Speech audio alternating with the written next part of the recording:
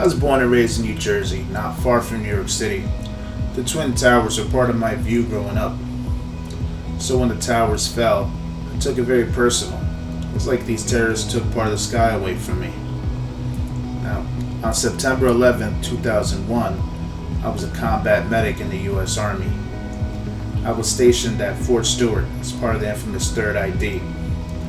When the planes hit, I was treating soldiers at a troop clinic. It was scary to me because on top of seeing the horrible footage of what was happening to people,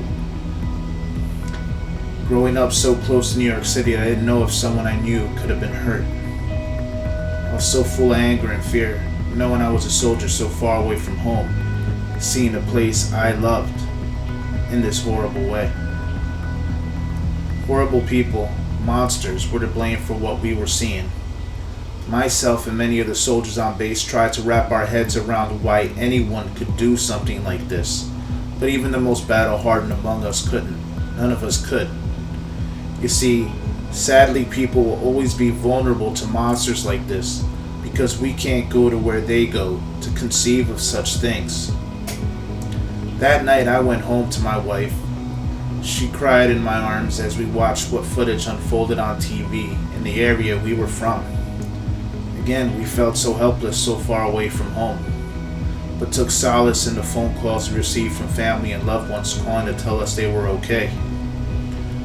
We continued to watch the news back home as brave first responders running into this disaster trying to save as many people as they could, many of them from our home area, and sadly many of these heroes gave their lives to do so. May we never forget these men and women and all they sacrificed. They completely embody the name and word hero. That night at about 10 p.m., shortly after finally falling asleep, I got a phone call from my squad leader. Even though I was seeing all these things and hurting thinking about home, I was still a soldier. I was told to pack my equipment for about 2 weeks in the field and meet the rest of the platoon at the aid station. There had been no plans for me to go to the field that I knew of, but with everything going on, this wasn't a big surprise. My wife was visibly upset as I packed my bags. Many of us know what it's like to have to pack your things in front of your loved ones. It's a sucky feeling. But I was angry. I was angry that these people had taken away part of the sky and attacked my home. The other medics and myself did as we were told and spent the night at the aid station that night. We were ready to go. The LT eventually told us that we were there to check our preparedness. This was some kind of a drill for when we would have to deploy.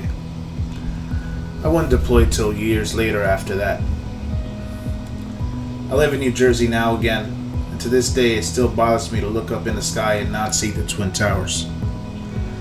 But I also make sure that I remember how brave some of our heroes were as they were running towards this horrible disaster. It's a horrible thing that happened, but these guys showed us just how brave you can be when facing something that ugly.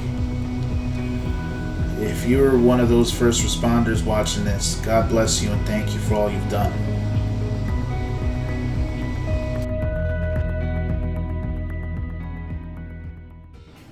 Sit, Shadow, sit. Good dog.